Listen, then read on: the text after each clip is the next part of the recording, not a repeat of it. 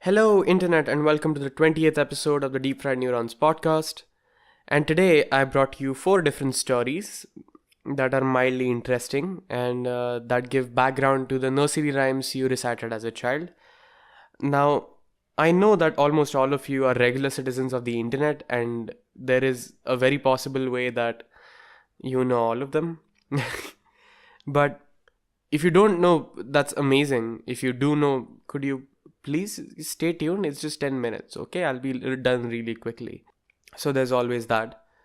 So yeah, I'm gonna cue the fucking...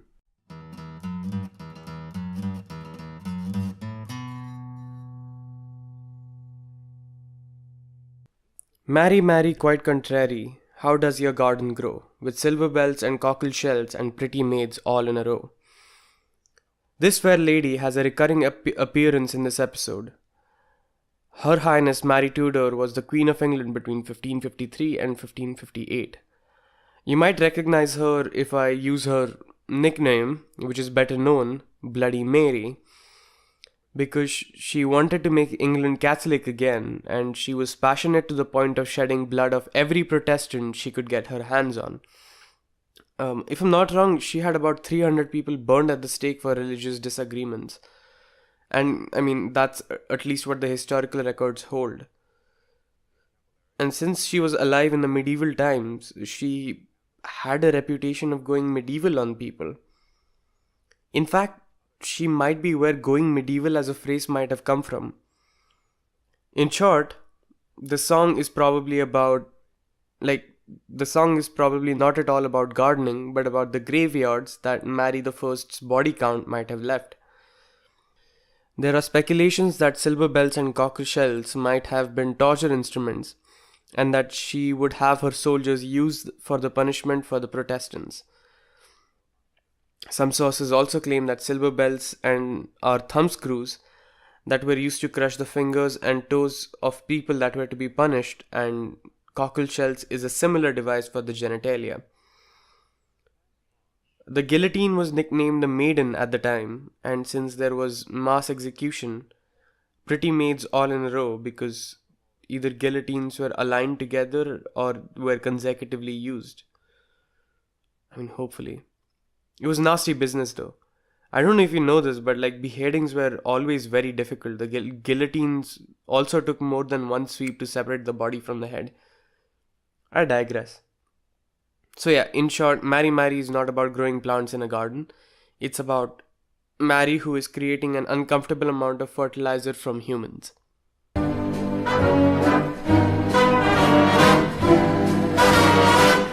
Ring a roses, pocket full of poses. Husha, husha, we all fall down. I think this one is the most widely known out of all of them. Even the history of this one is widely more known than all of them. I mean, that's because of the Dan Brown book. What is it? The one where he falls through the Louvre. Oh, yeah. Da Vinci Code. Most people such as myself came around knowing the origin from the classic Dan Brown novel.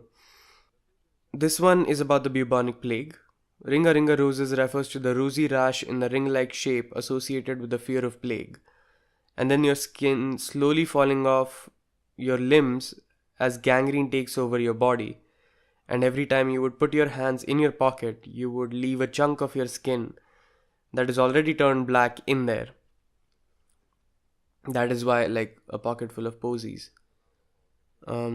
I'm pretty sure the next sounds are sneezing and wheezing from the fever and chills.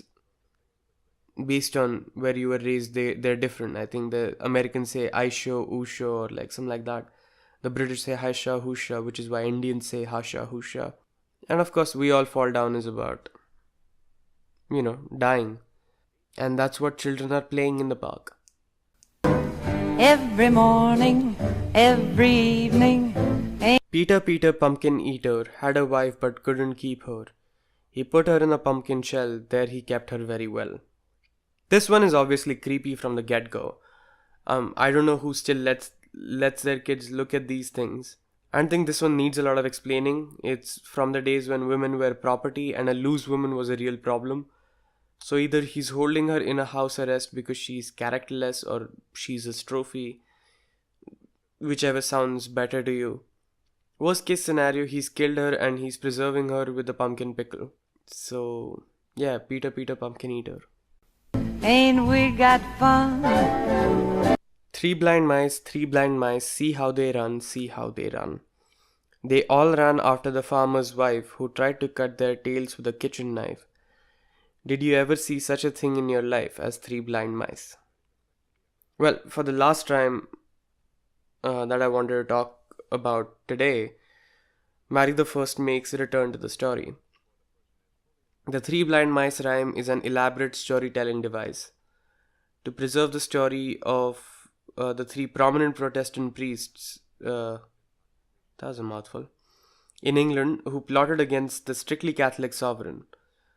Of course, the blindness is a reference to the belief of the priests that their faith will guide them, and see how they run is obviously how they needed to run from the Queen's army.